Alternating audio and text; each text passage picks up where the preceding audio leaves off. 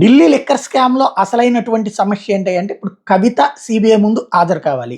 ఒక ఎత్తైతే, ఇప్పటికే ఈ కేసులో మాగుంట శ్రీనివాసులు, మాగుంట రాఘవ్, శరత్ చంద్రారెడ్డి ఇంతమందిది అరెస్టులు. ఇందులో వీళ్ళ ముగ్గురు అప్రూవర్లు అయిపోయారు. రాఘవ, అలాగే శరత్ చంద్రారెడ్డి, మాగుంట శ్రీనివాసులు. ఇప్పుడు కవిత అప్రూవర్ అవుతుందా? లేకపోతే నేరస్తురాలుగా జైలుకి వెళ్ళడానికి సిద్ధపడుతుంది నిందితురాలుగా. సీబీఐ సమన్స్ జారీ చేశాక, అంటే సీబీఐ నోటీసులు జారీ చేసింది పార్టీ 1A. ఇప్పుడు ఆవిడ నిందితురాలుగా పేర్కొన్న తర్వాత ఇక అరెస్ట్ కాకుండా తప్పించుకోవడం అనేది కష్టం. ఈలోపు ఈడీ పాయింట్లో కూడా కనుక కోర్టులో తేలిపోతే ఆ యాంగిల్లో కూడా అరెస్ట్ జరుగుతుంది. ఓవరాల్గా కవితకి అతిపెద్దదైనటువంటి సమస్య కేసీఆర్ కుటుంబానికి సమస్య.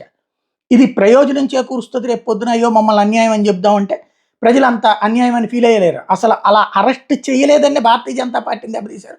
మొన్న బీఆర్ఎస్ను కూడా దెబ్బతీశారు. కాబట్టి ఆవిడ అరెస్ట్ అయితే సింపతి వచ్చేదేం లేదు. సొంత పార్టీ కార్యకర్తలు ఏమైనా ఫీల్ అయితే అవ్వాలి, కానీ సాధారణ ప్రజల్లో ఆ ఫీలింగ్ రాదు. కాబట్టి నెక్స్ట్ మరి ఏం జరుగుతుంది? భారతీయ జనతా పార్టీకి సంబంధించి క్రిందసారి ఆపింది దర్యాప్తు సంస్థల్ని, అది సింపతి ఎక్కడ వస్తుందో అన్నటువంటి పాయింట్ చెప్తున్నారు. ఇప్పుడు మళ్ళీ సిబిఐ దగ్గరకు వచ్చాక ఇప్పుడు కూడా ఆపుతారా, లేకపోతే ముందుకే మూవ్ చేస్తారా అనేది చూడాలి.